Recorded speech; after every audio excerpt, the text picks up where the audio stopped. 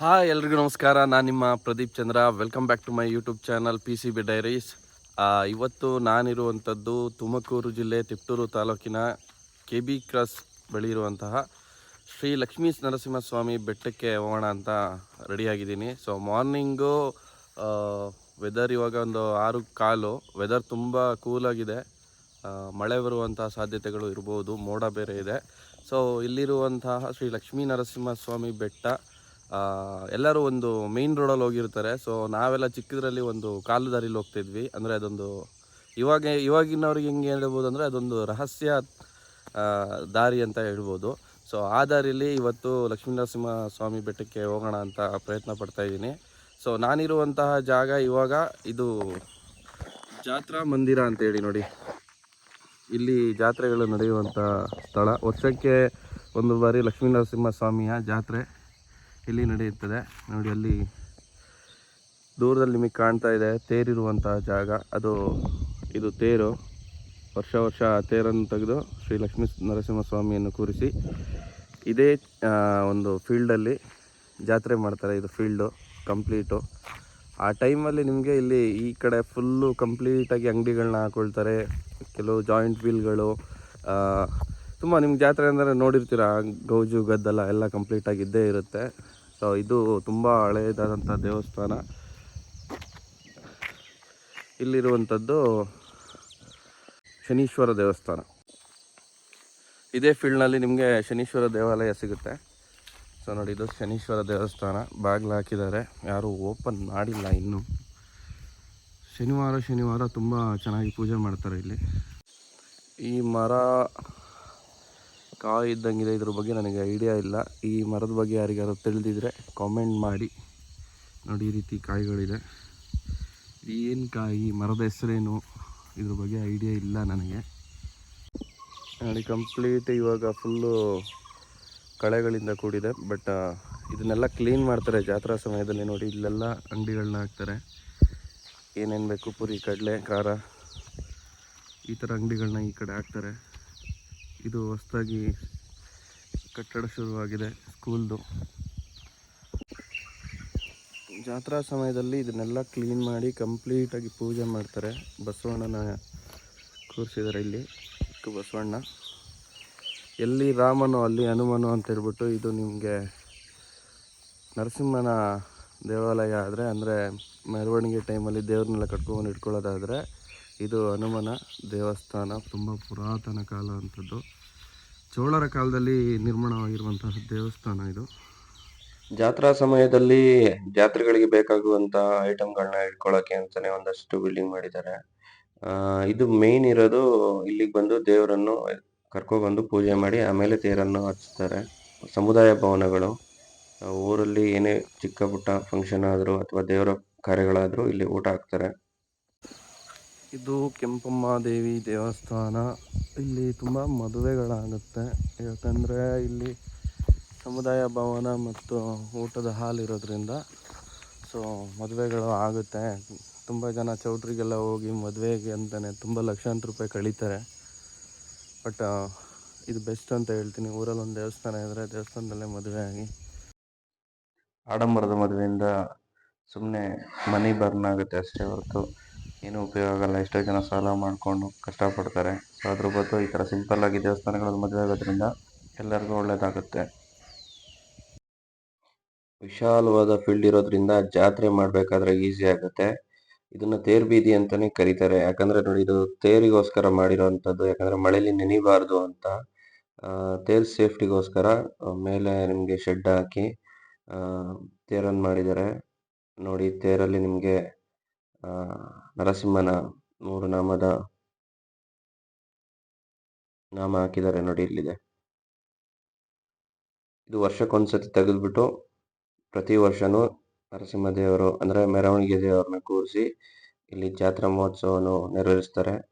ಇದು ನಾನು ಹೋಗ್ತಿರುವಂಥದ್ದು ಬೇರೆ ರೋಡಿಂದ, ಅಂದರೆ ನಾರ್ಮಲ್ ಆಗಿ ಪ್ರತಿಯೊಬ್ಬರು ಹೋಗೋದು ಕಾರು ಮತ್ತು ಆಟೋ, ಬೈಕು ಎಲ್ಲ ವೆಹಿಕಲಲ್ಲೂ ಹೋಗುವಂತಹ ಫೆಸಿಲಿಟೀಸ್ ಇವಾಗ ಮಾಡಿದ್ದಾರೆ. ಬಟ್ ನಾವು ಮೊದಲು ಇದೇ ರೋಡಲ್ಲಿ ನಡ್ಕೊಂಡು ಹೋಗ್ತಾ ಇದ್ವಿ ಸಣ್ಣದ್ರಲ್ಲೆಲ್ಲ. ಸೊ ಅದಕ್ಕೆ ಈ ರೋಡನ್ನ ಚೂಸ್ ಮಾಡಿದ್ದೀನಿ. ಇವಾಗೆಲ್ಲ ತುಂಬ ಕಾಡು ಬೆಳ್ಕೊಂಡಿದೆ. ಆಮೇಲೆ ಚಿರತೆ ಮತ್ತು ಕರಡಿ ಕಾಟವೂ ಇದೆ ಅಂತ ಹೇಳಿದ್ರು. ಆದರೂ ನಾನು ಇದೇ ದಾರಿಲಿ ಹೋಗೋಣ ಅಂತ ಹೊರಟಿದ್ದೀನಿ. ಸುತ್ತ ನಿಮಗೆ ತೋಟಗಳು ಸಿಗುತ್ತೆ. ರೈಟ್ ಸೈಡು ಲೆಫ್ಟ್ ಸೈಡಲ್ಲಿ ತೆಂಗಿನ ತೋಟ ಜಾಸ್ತಿ, ಯಾಕಂದರೆ ತಿಪ್ಟೂರು ಫೇಮಸ್ ಇರೋದೇ ತೆಂಗಿನ ತೋಟಗಳಿಗೆ. ಇವಾಗ ಅಡಿಕೆ ಕೂಡ ಜಾಸ್ತಿ ಮಾಡಿದ್ದಾರೆ. ಕಲ್ಪತರು ನಾಡು ಅಂತಲೇ ಕರೀತಾರೆ ತಿಪ್ಟೂರನ್ನ, ಯಾಕೆಂದರೆ ಈ ಕಡೆ ತೆಂಗಿನ ಮರಗಳು ಜಾಸ್ತಿ. ನಾವು ಚಿಕ್ಕದ್ರಲ್ಲಿ ಹೋಗ್ಬೇಕಾದ್ರೆ ಈ ರೋಡಲ್ಲಿ ಎಲ್ಲರೂ ಓಡಾಡ್ತಾ ಇರೋದ್ರಿಂದ ಅಲ್ಲಲ್ಲಿ ಜನ ಕಾಣಿಸೋರು, ಅಂದರೆ ದೇವರ ದರ್ಶನಕ್ಕೆ ಹೋಗುವಂಥವ್ರು. ಬಟ್ ಇವಾಗ ಯಾರು ಈ ದಾರಿನ ಚೂಸ್ ಮಾಡಲ್ಲ, ಸೊ ಯಾರು ಕಾಣಿಸ್ತಿಲ್ಲ. ಫೈನಲಿ ಬೆಟ್ಟದ ಬುಡಕ್ಕೆ ರೀಚ್ ಆಗಿದ್ದೀವಿ ನೋಡಿ. ಇದೆ ಬೆಟ್ಟದ ಬುಡ. ಇದು ಮೊದಲು ನಾವು ಪ್ರೀವಿಯಸ್ ಇಯರ್ಸಲ್ಲಿ ಅಂದರೆ ತುಂಬ ಸ್ಕೂಲ್ ಟೈಮಲ್ಲೆಲ್ಲ ನಾನು ಕಸಿನ್ಸು ಎಲ್ಲ ಇದೇ ರೋಡ್ನಲ್ಲಿ ನಡ್ಕೊಂಬರ್ತಾ ಇದ್ವಿ. ಸೊ ಇದೇ ದಾರಿಲಿ ಹಿಂಗೆ ಅದು ನೋಡಿ ಬೆಟ್ಟ ಕಾಣ್ತಾ ಇದೆಯಾ ನಿಮಗೆ. ಬಟ್ ಇವಾಗ ಇಲ್ಲೊಬ್ರು ಹೋದ್ರು, ಅವ್ರನ್ನ ಕೇಳಿದೆ, ಇಲ್ಲಿ ಕಾಡೆಲ್ಲ ಬೆಳೆದಿದೆ, ಆಮೇಲೆ ಚಿರತೆ ಓಡಾಟ ಇದೆ ಅಂತ ಅಂದರು. ಕೆಲವು ಮನೆಗಳಿಗೆಲ್ಲ ಚಿರತೆಗಳು ಹೋಗಿ ನಾಯಿಗಳನ್ನೆಲ್ಲ ಎತ್ಕೊಂಡು ಹೋಗಿದೆಯಂತೆ. ಸೊ ನೋಡ್ಕೊಂಡು ಹೋಗಪ್ಪ, ಆಗಲ್ಲ ಅನಿಸುತ್ತೆ, ಯಾಕಂದರೆ ಎಲ್ಲ ಕಡೆ ಕಾಡು ಬೆಳೆದಿದೆ, ತುಂಬ ಕಷ್ಟ ಇದೆ ಹೋಗೋದ ಮೇಲೆ ಅಂತ ಅಂದರು. ನೋಡೋಣ, ಟ್ರೈ ಮಾಡೋಣ. ತುಂಬ ಹಳೇ ಮೆಮೊರೀಸು, ಬಟ್ ಹೋಗ್ಬೋದು ಅನಿಸುತ್ತೆ. ನೋಡೋಣ, ಇದು ಸೇಫ್ಟಿ ಪ್ರಿಕಾಕ್ಷನ್ನು, ಏನಾದ್ರು ಕೈಲಿ ಕೋಲು ಏನಾದರೂ ಹಿಡ್ಕೊಂಡು ಹೋಗೋಣ ಅಂತ.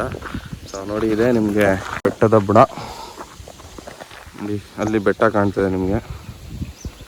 ಇಲ್ಲಿ ಮುರುಡೇಶ್ವರಕ್ಕೆ ದಾರಿ ಇದೆ ಅಂತ. ಇಲ್ಲಿಂದ ಒಂದು 6 ಕಿಲೋಮೀಟ್ರ್ ಈ ರೋಡಲ್ಲಿ ಹೋದರೆ ಒಂದು ಚಿಕ್ಕ ದೇವಸ್ಥಾನ ಇದೆ, ಮುರುಡೇಶ್ವರ ಅಂತ. ಇವಾಗ ಕಟ್ತಾ ಇದ್ದಾರಂತೆ, ಕನ್ಸ್ಟ್ರಕ್ಟ್ ಮಾಡ್ತಾ ಇದ್ದಾರಂತೆ. ಸೊ ಇಲ್ಲಿ ವಿಚಾರಿಸ್ದೆ.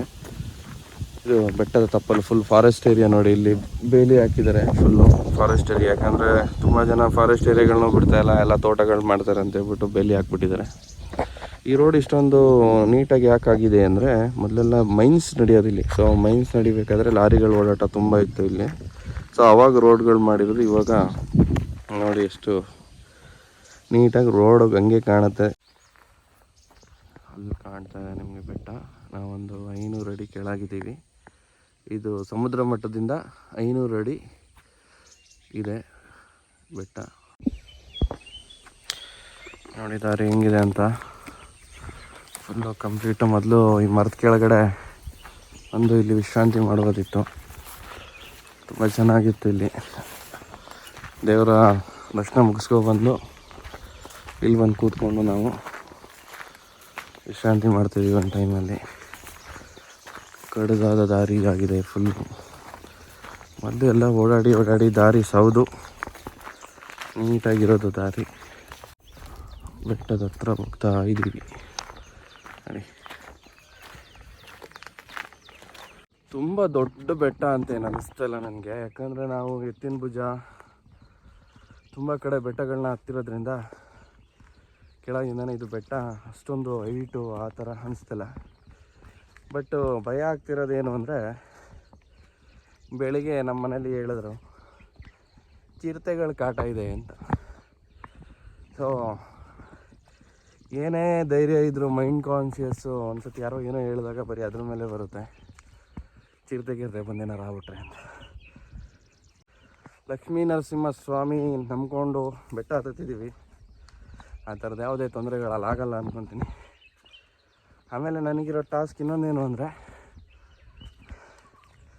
ಈಗ ಹತ್ತುತ್ತಿರೋ ದಾರಿಲೇ ಮತ್ತೆ ಇಳಿಬೇಕು. ಸೊ ಇಳಿಲೇಬೇಕು. ನೋಡಿ, ಇಲ್ಲೊಂದು ಹೂವು ಕಾಣಿಸ್ತಿದೆ, ತೋರಿಸ್ತೀನಿ. ಇದನ್ನು ಗೌರಿ ಹೂವು ಅಂತ ನಮ್ಮ ಕಡೆ ಕರೀತಾರೆ. ನಮ್ಮ ಕಡೆ ಏನಂತ ಕರೀತಾರೆ ಗೊತ್ತಿಲ್ಲ. ಇದು ಗೌರಿ ಹಬ್ಬದ ಪೂಜೆ ದಿವಸ ನಮ್ಮ ಕಡೆ ಗೌರಿ ಎಲ್ಲ ತರ್ತಾರೆ. ಈ ಗಂಗೆ ಹೆಂಗೆ ತರ್ತಾರೆ ಅದೇ ರೀತಿ ಒಂದು ಬಾವಿ ಹತ್ರನೋ ಒಂದು ಟ್ಯಾಂಕಿ ಹತ್ರನೋ ಹೋಗಿ ಗೌರಿ ತರ್ತಾರೆ. ಸೊ ಆವಾಗ ಈ ಹೂವುಗಳು ತುಂಬ ಮುಖ್ಯ. ಈ ಹೂವನ್ನ ಕಳ್ಸೋಕ್ಕಿಟ್ಟು ಗೌರಿ ತರ್ತಾರೆ. ನೋಡಿ, ಇಷ್ಟು ಜಾಗ ಹತ್ಬಿಟ್ಟು ಬಂದಿದ್ದೀನಿ. ನನ್ನಂದ ಚಿರತೆಗಳು ಯಾವುದೂ ಇಲ್ಲ ಅನಿಸುತ್ತೆ. ಹಿಂಗೆ ಕಾಣಿಸ್ತದೆ. ವಾವ್, ಬ್ಯೂಟಿಫುಲ್ ಆಗಿದೆ ಅದರಲ್ಲ. ನಮ್ಮ ಮಲೆನಾಡು ಬೆಟ್ಟಗಳಾಗಿದ್ದರೆ ಇಷ್ಟೊತ್ತಿಗೆ ಜಿಗಣೆಗಳ ಕಾಟ. ಇಲ್ಲಿ ಯಾವ ಜಿಗಣೆಗಳು ಇಲ್ಲ. ಮೊದಲಿಲ್ಲಿ ಒಂದು ಗೋಪುರ ಥರ ಮಾಡಿದ್ರು. ಆ ಗೋಪುರ ನನಗೆ ಸಿಗಲೇ ಇಲ್ಲ. ಮೇ ಬಿ ಆ ದಾರಿ ಬಿಟ್ಟಿದ್ದು ಯಾವುದೋ ಬೇರೆ ದಾರಿ ಮಾಡಿದಾರೋ ಏನು ಅಂತ ಗೊತ್ತಾಗ್ತಾಯಿಲ್ಲ.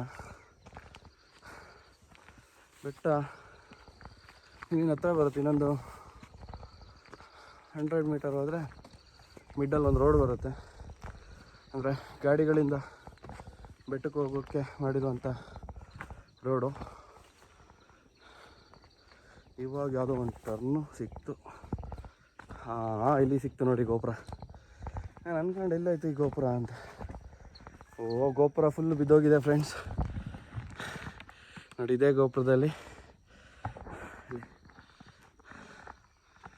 ಗೋಪುರದಲ್ಲಿ ಅಂದರೆ ಮೇಲೆ ಹತ್ಬೇಕಾದ್ರೆ ಒಂದು ರೆಸ್ಟು. ಇಲ್ಲಿ ನಾವು ಬಂದಾಗ ಮೇಲಿಂದ ಎಲ್ಲ ಐಟಮ್ಗಳನ್ನೆಲ್ಲ ಎತ್ಕೊಂಡ್ಬಂದು ತಿನ್ನಕ್ಕೆ ತೊಗೊಬಂದರೆ ಇಲ್ಲಿ ಬಂದು ಒಂದು ರೆಸ್ಟು ತಿನ್ಕೊಂಡು ಜ್ಯೂಸ್ ಕುಡ್ಕೊಂಡು ಹೋಗ್ತಿದ್ವಿ. ನೋಡಿ ಫುಲ್ಲು ಪಾಪ ಗೋಪುರ ಹಾಳಾಗ್ಬಿಟ್ಟಿದೆ. ನಾನು ಎಲ್ಲೋಯ್ತು ಈ ಗೋಪುರ ಅಂತ ಹೇಳ್ತೀನಿ. ಇದ್ರೊಳಗೆ ಬರ್ತಿದ್ವಿ ಹಿಂಗೆ. ಈ ಗೋಪುರ ಬಿದ್ದೋಗ್ಬಿಟ್ಟಿದೆ. ಇದು ಎಷ್ಟು ಚೆನ್ನಾಗಿತ್ತು ಅಂದರೆ ಬಂದರೆ ರೈಟ್ ಸೈಡು ಲೆಫ್ಟ್ ಸೈಡು ಕೂರಕ್ಕೆ ಜಾಗ ಇತ್ತು. ಮೇಲೆ ಫುಲ್ ನೋಡಿ ಅಲ್ಲಿ ಮೇಲೆ ಬಿದ್ದಿದೆ ಅಂತಾರೆ. ಕಾಂಕ್ರೀಟ್ ಥರನೂ ಏನೋ ಒಂದು ಹಾಕಿದ್ರು. ಆ ಕಾಂಕ್ರೀಟ್ ಎಲ್ಲ ಬಿದ್ದೋಗಿದೆ ನೋಡಿ. ಅದ್ರ ಕೆಳಗೆ ಆರಾಮಾಗಿ ಕೂತ್ಕೊಂಡು ರೆಸ್ಟ್ ಮಾಡ್ತಿದ್ವಿ. ಮಳೆ ಗಿಳೆ ಬಂದರೂ ಕೂಡ ಆರಾಮಾಗಿರ್ತಿದ್ವಿ. ಬನ್ನಿ ಮುಂದಕ್ಕೆ ಹೋಗೋಣ.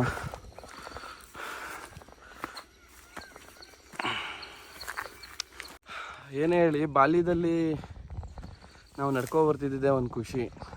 ಇವಾಗ ಇನ್ನೂ 28.5 ಏಜ್ ಆದರೂ ಇನ್ನೂ ಬೆಟ್ಟ ಹತ್ತುತ್ತೀವಿ. ಇನ್ನೂ ಈ ಥರ ಏನೋ ಒಂದು ಕೀಟ್ಲೆ ಕೆಲಸ ಮಾಡ್ತಿದ್ದೀವಿ ಅಂದರೆ ನಮ್ಮ ಮನಸ್ಸು ಇನ್ನೂ ಮಗು ಥರ ಇದೆ ಅನಿಸುತ್ತೆ.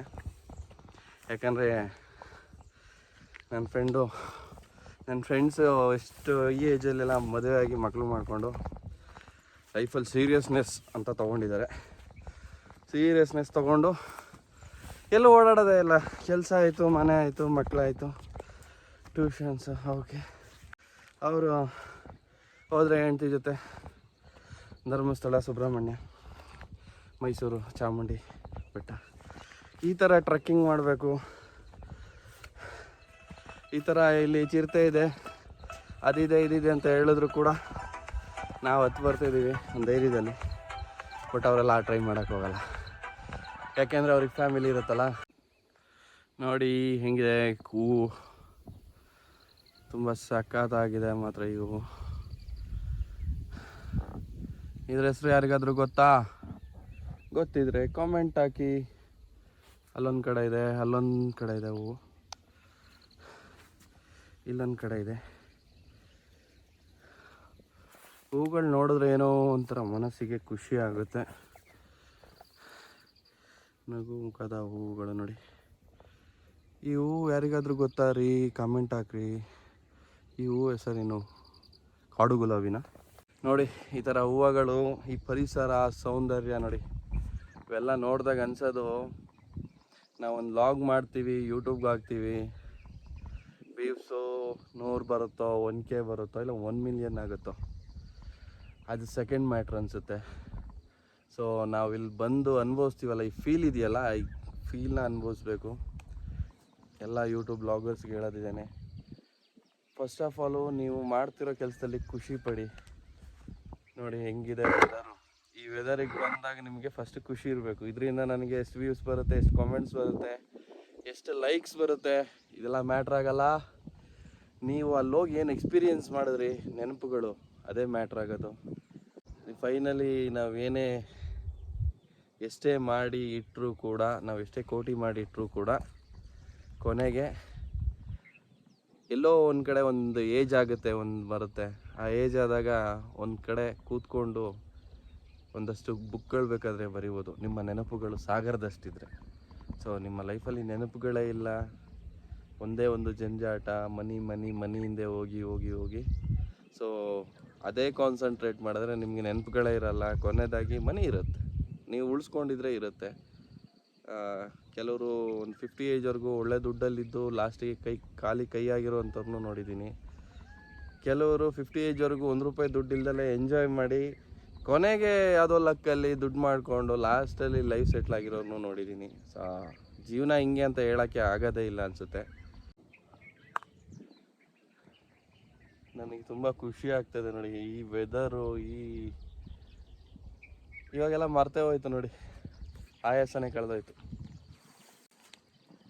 ಬನ್ನಿ ಮೇಲೆ ಹೋಗೋಣ. ಇಲ್ಲಿ ಒಂದು ಕಲ್ಲಿತ್ತು, ಮೇ ಬಿ ಅದು ಬಿದ್ದೋಗಿದೆ ಅನಿಸುತ್ತೆ. ಅದನ್ನು ಬಸವಣ್ಣ ಅಂತ ಏನೋ ಕರಿತಿದ್ರು, ಮೇ ಬಿ ಇದೇ ಕಲ್ಲ ಅಂತ.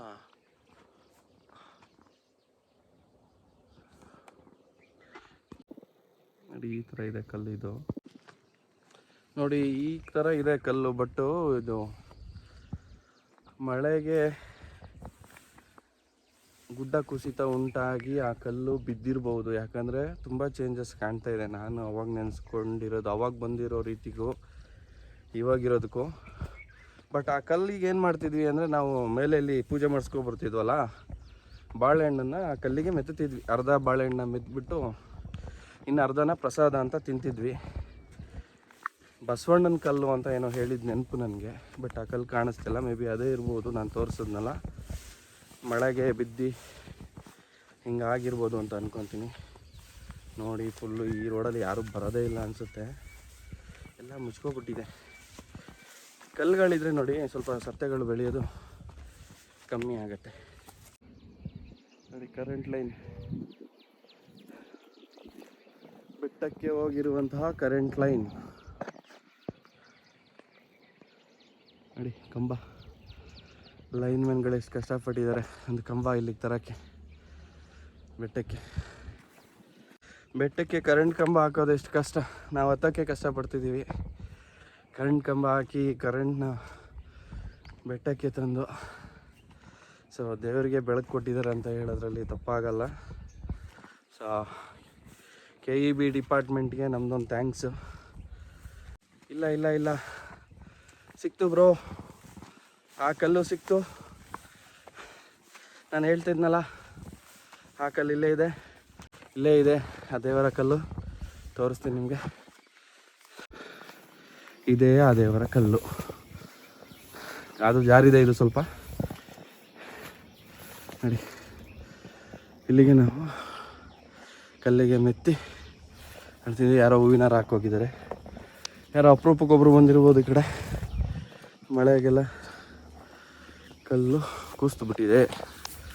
ನೋಡಿ ಹೇಗಿದೆ ರೋಡು. ಈ ರೋಡಲ್ಲಿ ಹೋಗೋಕ್ಕೂ ಮೀಟ್ರು ಬೇಕು ಗುರು.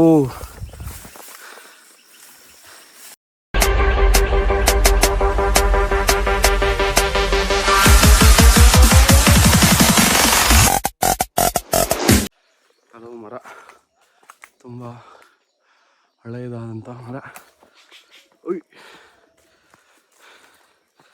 ಲಿಟ್ರಲಿ ಮೈಂಡಲ್ಲಿ ಕೂತಿರೋದು ಈ ಚಿರತೆ ಬ್ರೋ. ಅಯ್ಯೋ ಏನೇನು ಕೇಳಿ ನೆನೆಸ್ತಾರೋ ಏನೋ ಸೌಂಡ್ ಆದರೂ ಕಾನ್ಷಿಯಸ್ನೆಸ್ಸು ಚಿರತೆ ಬಂದ್ಬಿಟ್ರೆ ಅನ್ನೋದೇ ಬರುತ್ತೆ. ಟ್ರೈನಲ್ಲಿ ಫುಲ್ ಕಾಡಾಗ್ಬಿಟ್ಟಿದೆ ಇದು. ನೋಡಿ ಎಷ್ಟು ಕಾಡಿದೆ. ಈ ದಾರಿ ಹೋಗೋದು ಕಷ್ಟ.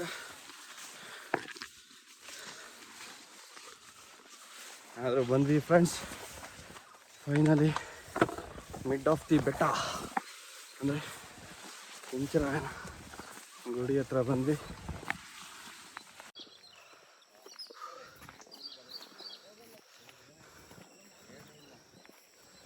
ಕೆಂಚರಾಯನ ಯಾರು ಹಿಡ್ದೋಗ್ಬಿಡ್ತು.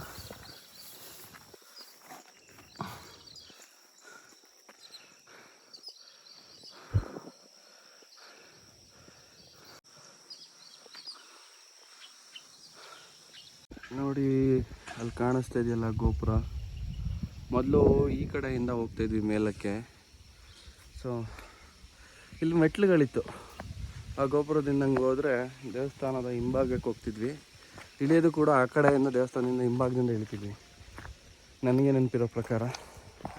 ಬಟ್ಟು ದೇವಸ್ಥಾನ ಫುಲ್ ಕಂಪ್ಲೀಟ್ ರೆಡಿಯಾಗಿರೋದ್ರಿಂದ ಮೇಲೆ ಆ ರೋಡನ್ನ ಇದು ಮಾಡಿ ಈ ಮೇಯ್ನ್ ರೋಡಲ್ಲಿ ಇವಾಗ ದೇವಸ್ಥಾನದ ಹತ್ರನೇ ಹೋಗ್ತಾರೆ.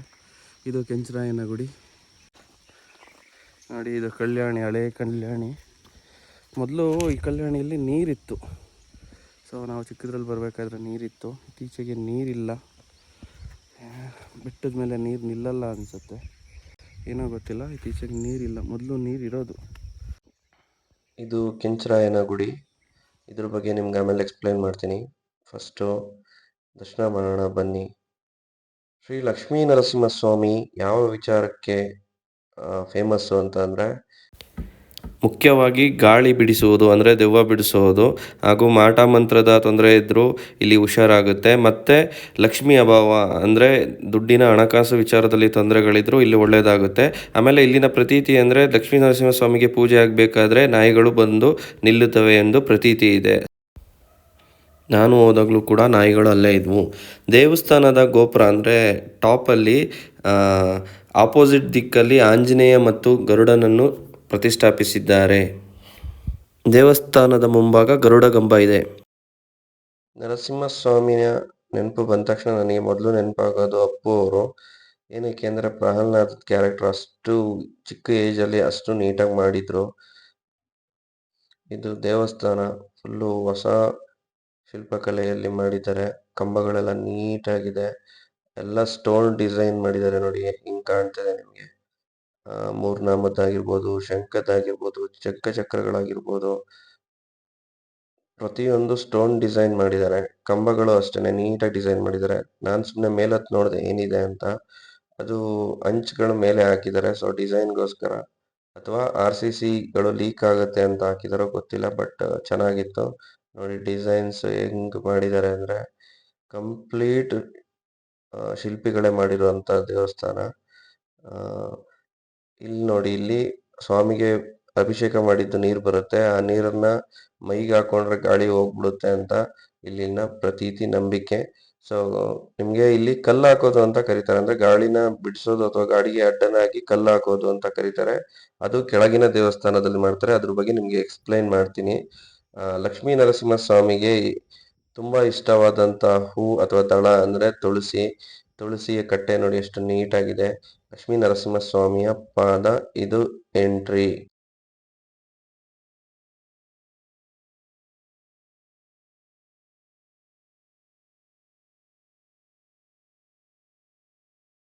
ಮುಂದಿನ ವಿಡಿಯೋದಲ್ಲಿ ಲಕ್ಷ್ಮೀ ನರಸಿಂಹಸ್ವಾಮಿಯ ದರ್ಶನ ಹಾಗೂ ಕೆಳಗೆ ಬಿದ್ದಿರುವಂತಹ ಕಲ್ಲು ಮತ್ತು ಲಕ್ಷ್ಮೀ ನರಸಿಂಹಸ್ವಾಮಿಗೆ ಏನು ಸಂಬಂಧ, ಕೆಳಗೆ ಕೆಂಚರಾಯನ ಗುಡಿಯಲ್ಲಿ ನಡೆಯುವಂತಹ ಕಾರ್ಯಗಳು ಹಾಗೂ ಲಕ್ಷ್ಮೀ ನರಸಿಂಹಸ್ವಾಮಿಯ ಪಾದದ ದೇವಸ್ಥಾನದ ದರ್ಶನ. ಅಂದರೆ ಲಕ್ಷ್ಮೀ ನರಸಿಂಹಸ್ವಾಮಿಯ ಬೆಟ್ಟದ ದರ್ಶನ ಎಲ್ಲ ಮಾಡಿದ್ದೀರಾ, ಪಾದದ ದರ್ಶನ ಮಾಡಿಲ್ಲ. ಅದು ಇದರ ಪಕ್ಕದ ಊರಿನಲ್ಲಿ ಇದೆ, ಅಂದರೆ ಬೆಟ್ಟದ ತಪ್ಪಲಿನಲ್ಲಿರುವಂತಹ ಒಂದು ಊರಲ್ಲಿದೆ. ಆ ಪಾದದ ದರ್ಶನ ಅಲ್ಲಿ ನಡೆದಿರುವಂತಹ ಸತ್ಯ ಘಟನೆಯನ್ನು ನಿಮಗೆ ಹೇಳ್ತೀನಿ. ಸೊ ಸಬ್ಸ್ಕ್ರೈಬ್ ಮಾಡ್ಕೊಳ್ಳಿ.